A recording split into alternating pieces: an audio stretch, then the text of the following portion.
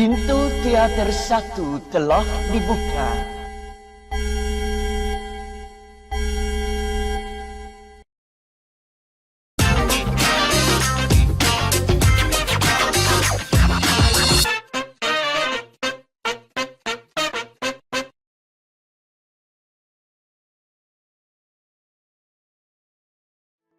Film diawali dengan menampilkan seorang wanita yang melompat jatuh dari gedung pencakar langit. Namun sebelum itu, penonton dibawa pada awal mula kisah si wanita dengan seorang pria yang ia cintai. Di sebuah distrik yang cukup ramai, terlihat seorang pria berlari kencang diiringi dengan teriakan jambret dari seorang ibu. Saat itu, seorang wanita yang bernama Yo Kyun Jin baru keluar dari swalayan. Wanita cantik bin kocak ini bekerja sebagai seorang polisi. Mendengar teriakan dari sang ibu, jiwa patriotismenya terpanggil dan langsung saja mengejar pria yang berlari kencang di depannya. Menyadari dirinya dikejar oleh Kyun Jin, si pria berkata bahwa dia bukan pencurinya. Tapi Kyun Jin sudah lebih dulu meringkusnya dan membawanya ke kantor polisi.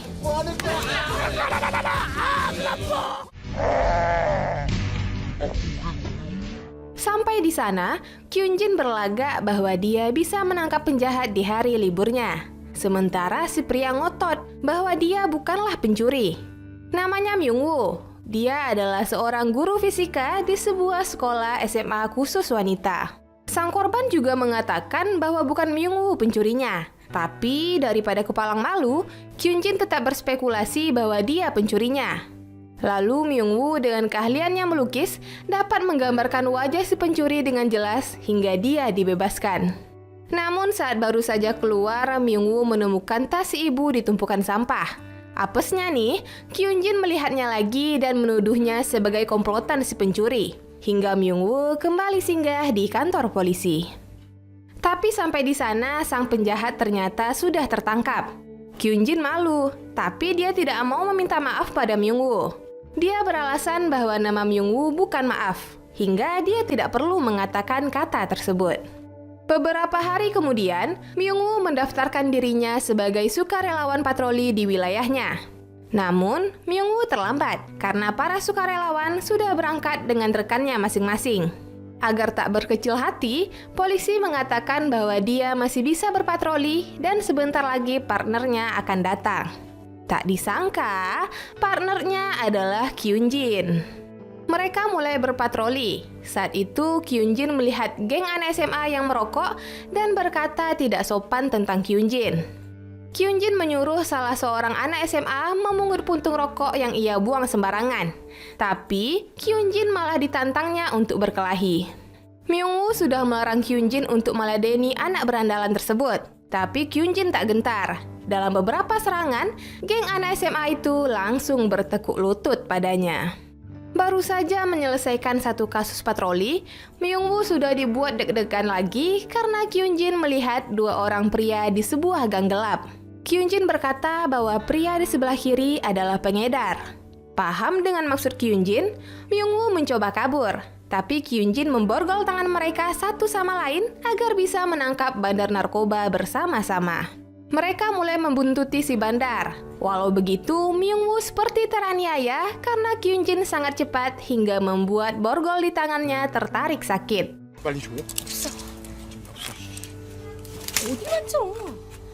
Sampai di sebuah gudang, Kyun Jin langsung meringsak masuk dan menyuruh si bandar menyerah. Ternyata dugaan Kyun Jin meleset. Di dalam gudang, terdapat dua kelompok gangster bersenjata. Awalnya Kyun Jin pikir ia akan ditembak. Ternyata mereka malah saling tuduh-menuduh tentang siapa yang memanggil polisi.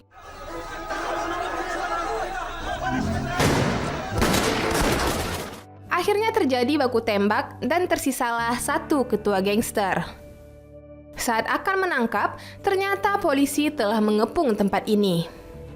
Bandar yang mereka ikuti tadi ternyata adalah polisi undercover yang sedang menyamar. Ia sangat marah pada Kyun Jin dan Myung Woo karena telah merusak rencana besar mereka. Tapi Kyun Jin as always, no comment. Kasus selesai. Myung Woo meminta kunci untuk melepaskan borgol di tangan mereka. Ternyata kunci hilang dari saku Kyunjin. Agar tangan mereka tak saling sakit karena tarik-menarik, Myungwoo berinisiatif menggenggam tangan Kyunjin sampai ke kantor polisi. Apesnya, kunci borgol mereka juga tak ada di sana.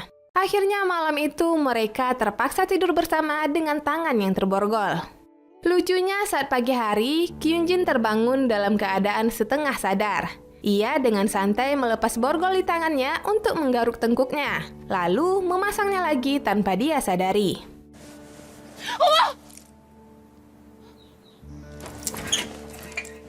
Singkat cerita, sejak hari itu mereka resmi berkencan. Kyunjin datang ke sekolah Myungwoo dan mengakui pada semua murid bahwa mereka berkencan. 우리 학교 잠도됐어요.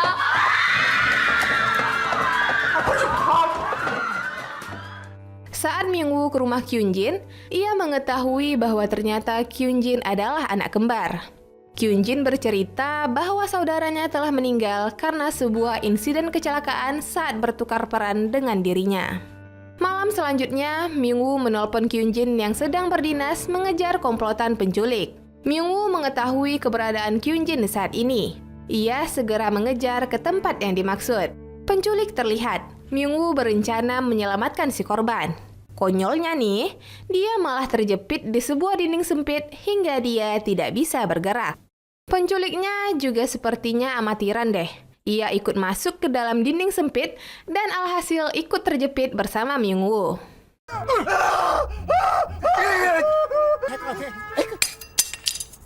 Saat itulah Kyunjin datang meringkus si penculik. Tapi Kyunjin keheranan saat melihat Myungwoo juga ada di sana.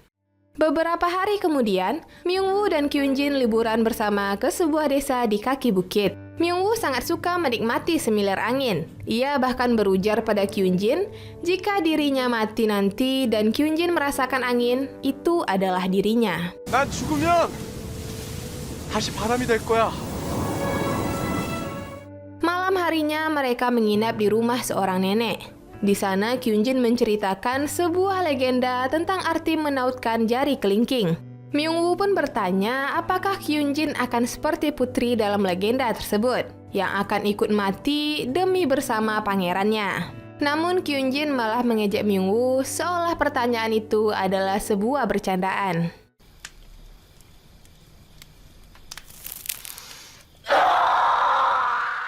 Kini mereka dalam perjalanan pulang ke Seoul. Saat itu hujan turun sangat deras. Tiba-tiba, lereng di samping jalan longsor dan mengenai mobil Myungwoo.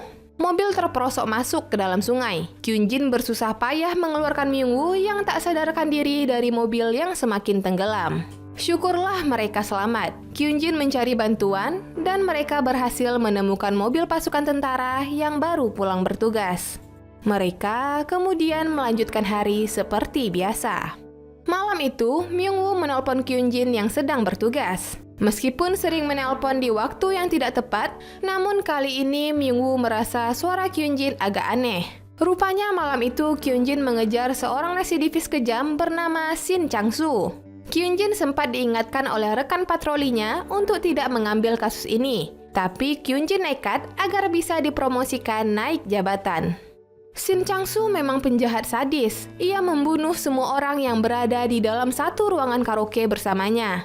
Saat Kyunjin datang dengan rekannya, ia membalikkan meja agar bisa kabur dari mereka. Kyunjin terus mengejarnya seorang diri karena temannya terluka. Di lain tempat, Myungwoo ikut mencari posisi Kyunjin saat ini karena ingin membantunya walau sebenarnya Kyunjin sudah melarang. Terjadi kejar-kejaran antara Kyunjin dan penjahat.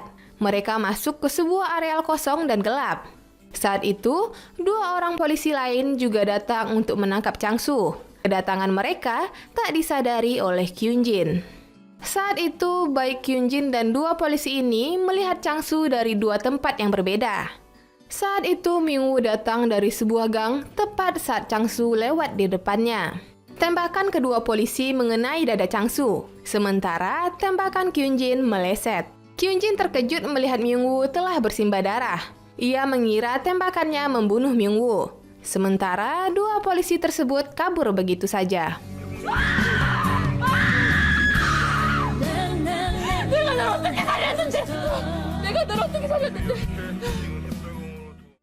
nyawa Myung-woo tak terselamatkan. Kyun-jin mencoba menembak dirinya sendiri, tapi berhasil digagalkan oleh rekan polisi yang lain. Kyun-jin tak menyerah. Ia tidur di samping jenazah Chang-soo dan menautkan jari kelingking mereka seperti dongeng yang pernah diceritakan Kyun-jin. Sementara di tangan Kyun-jin terlihat sebotol racun. Upaya Kyun-jin bunuh diri dengan minum racun tak juga berhasil karena ia berhasil diselamatkan tepat waktu. Akhirnya Kyun-jin berdiri di sebuah gedung pencakar langit seperti adegan di awal film. Bedanya, percobaan pertamanya gagal sebab ada 2 remaja laki-laki yang meminta uang Kyun-jin tapi tak melarangnya untuk bunuh diri. Mereka sampai berkata-kata mesum pada Kyun-jin hingga membuat Kyun-jin kesal dan mengejar mereka sampai turun gedung. 니들 꼭 집에 들어가. 알았지? 누나도 죽지 마세요. Nyatanya Kyun-jin belum menyerah untuk bunuh diri. Ia kembali menaiki gedung dan melompat jatuh. Namun di bawah gedung sedang ada perayaan konser dengan balon-balon yang dilepaskan ke langit. Kyun-jin jatuh tepat di sebuah balon besar yang terbang terbawa angin hingga dirinya terselamatkan. Saat turun gedung, Kyun-jin teringat perkataan Myung-woo. Jika kau merasakan angin saat aku tidak ada, maka itu adalah aku. Itulah kira-kira perkataan Myung-woo saat itu. Di langit, Kyun-jin melihat pesawat kertas terbang di atasnya. Kyun-jin mengikuti pesawat tersebut dan berakhir di rumahnya. Di sana Kyun-jin tersadar bahwa pesawat kertas ini adalah potongan majalah yang Myung-woo buat saat mereka beres-beres rumah. Kyun-jin kini tahu bahwa Myung-woo berada di dekatnya. Lantas, Kyun-jin membuat banyak baling-baling kertas agar dia dapat merasakan kedatangan Myung-woo. 영원히 떠나는 아니야.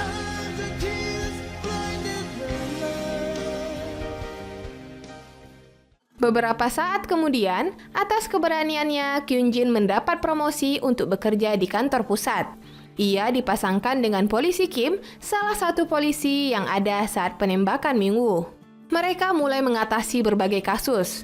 Namun saat sampai di rumah, ia hanyalah wanita lemah yang terus menangisi kepergian Myung-woo. Kyun-jin percaya bahwa roh akan berada di dunia selama 49 hari. Oleh karena itu, Kyun-jin terus menghitung tanggal sampai hari ke-49, berharap bisa bertemu dengan Myung-woo sekali saja. Suatu hari, polisi Kim diberitahu bahwa keberadaan Shin Chang-soo terendus. Polisi Kim memilih meninggalkan Kyun-jin karena merasa bisa menangani kasus ini sendirian. Kyun-jin tak tinggal diam. Chun-soo adalah alasan terbesar kematian Myung-woo. Dengan bantuan seorang pengendara, Kyun-jin sampai di sebuah basement parkir. Kyun-jin berhasil menyelamatkan polisi Kim yang hampir ditembak Chun-soo. Aksi kejar-kejaran terjadi. Kyun-jin berusaha membalaskan dendamnya atas kematian Myung-woo. Namun saat itu, Kyun-jin berusaha menyelamatkan nyawa seorang bayi. Ternyata, Chun-soo telah berdiri di balik tembok dan berhasil mengenai Kyun-jin tepat di dada. Saat Chun-soo hendak kabur menaiki lift, ternyata polisi Kim telah berada di sana. Kemenangan Chun-soo tak bertahan lama, sebab nyawanya berakhir di tangan polisi Kim. 쓰러지면 안 되지. 씨발 나 여행사한테 고백할 게 있다고. 여행사. Kyun-jin terbangun di hari terakhir di bulan Oktober. Dia melihat keluar jendela, nampak pesawat kertas Myung-woo melayang di sana. Kyun-jin mengejarnya sampai ke rumah. Saat itu, seluruh baling-baling di rumahnya tertiup angin. Tak lama kemudian, Myung-woo menampakkan dirinya di belakang Kyun-jin. Myung-woo sangat bersyukur bisa bertemu Kyun-jin sebelum dia pergi selamanya. Myung-woo juga berpesan bahwa saat Kyun-jin mendengar dirinya berbisik di dalam angin, Kyun-jin akan bertemu seseorang yang mirip dengan dirinya. Lalu Myung-woo pun pergi.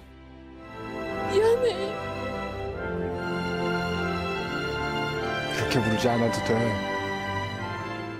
Waktu berlalu, kini Kyun-jin mulai menjalani kehidupannya seperti biasa. Saat itu, seorang polisi memanggil Kyun-jin untuk menyerahkan buku yang hilang atas nama dirinya. Itu adalah buku yang ingin diberikan Myung-woo sebelum ia tewas tertembak. Kyun-jin tersenyum haru. Ia juga mendengar bisikan suara Myung-woo di dalam hembusan angin. Kyun-jin terus mengikuti arah angin dan sampai ke sebuah stasiun. Saat kereta akan lewat, seseorang menariknya mundur karena Kyun-jin terlalu maju. Kyunjin melihat pria ini dan merasakan lagi bisikan Myungwoo. Inilah pria yang dimaksud Myungwoo. Kyunjin dan pria ini saling tersenyum. Lalu cerita pun tamat. Film ini adalah film Korea Selatan yang rilis tahun 2004 dan dibintangi pemain top Korea Selatan Jun Ji Hyun dan Jang Hyuk. Katanya sih, film ini ada hubungannya sama My Sassy Girl, soalnya tokoh utama perempuannya sama dan disutradarai oleh sutradara yang sama pula. Sifat Jun Ji Hyun di film Moonstruck juga suka seenaknya pada pasangan, dan yang membuat penonton beranggapan kalau film ini adalah sambungan dari My Sassy Girl karena cowok yang ditemui Ji Hyun di akhir cerita adalah Cha Tae Hyun. Untuk yang menyukai film bergenre melo komedi, yaps, bener banget. Film ini tepat banget buat kamu tonton. Di awal sangat lucu, tapi di akhir cerita sedihnya minta ampun. Dan masuk pada penilaian, film Moonstruck, UBR Entertainment beri rating 7,5. Like dan share ke teman-teman tersayangmu agar mereka juga ikutan tahu update film-film menarik ini. Dan jangan lupa subscribe channel UBR Entertainment. 감사합니다.